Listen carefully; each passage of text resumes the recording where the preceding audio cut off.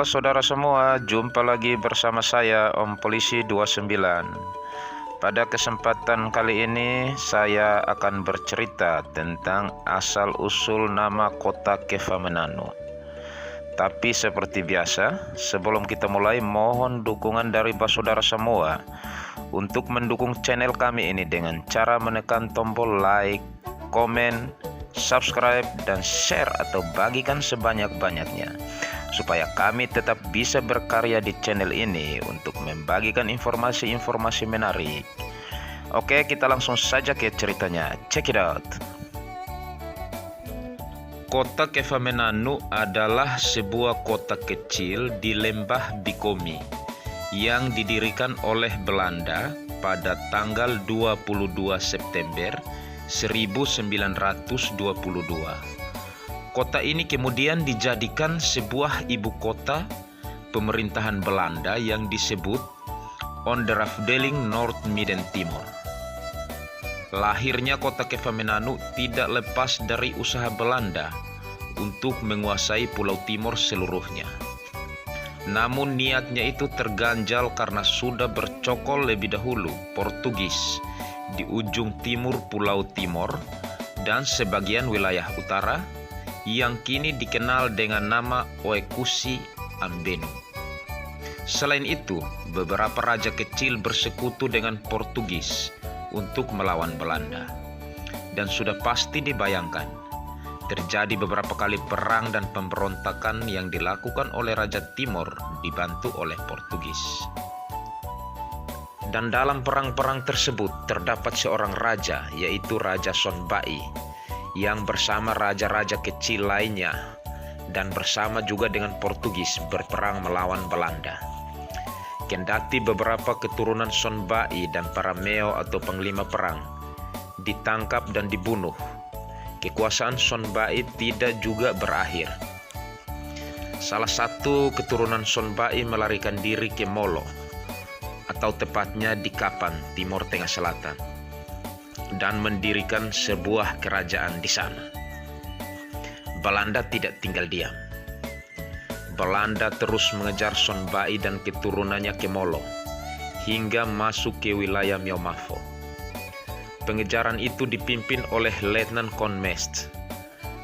Karena jatuh kasihan, Raja Kono melindungi keturunan Sonbai ini, yang dikenal dengan julukan Sobe Sonbai Anak. Ia kemudian berganti nama menjadi Sobe Kono agar tidak dicari dan ditangkap Belanda. Ia pun hidup aman dan terlindung di Noetoko. Karena gagal mencari keturunan Sonbai, maka Letnan Kon Mest melakukan gencatan senjata dengan para Meo dan Raja Kono. Selanjutnya, atas izin Raja Kono, Letnan Kon Mest mendirikan markas militernya di Noetoko pada tahun 1909.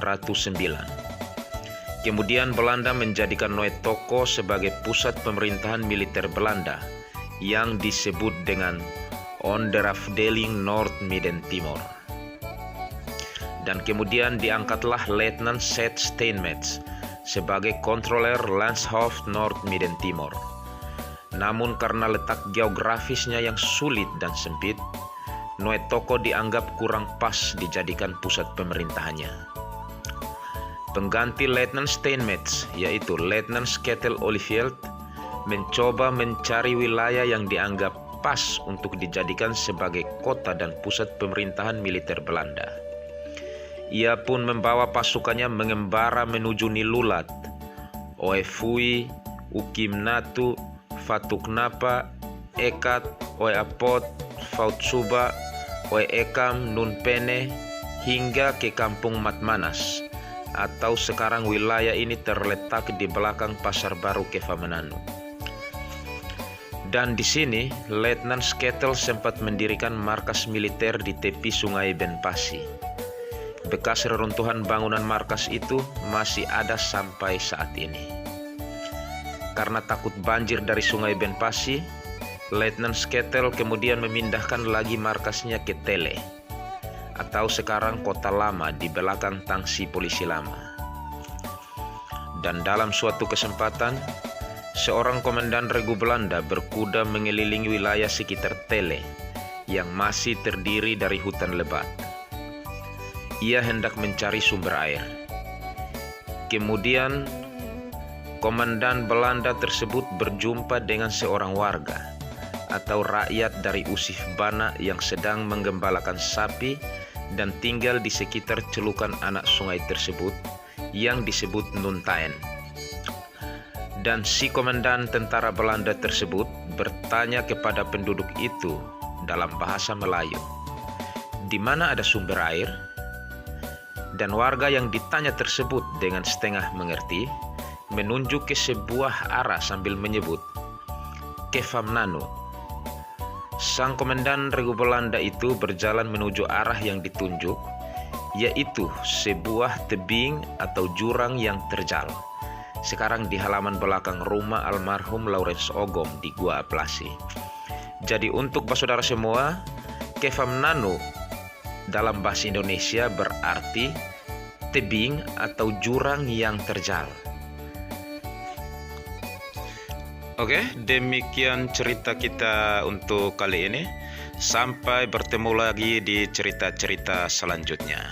Terima kasih.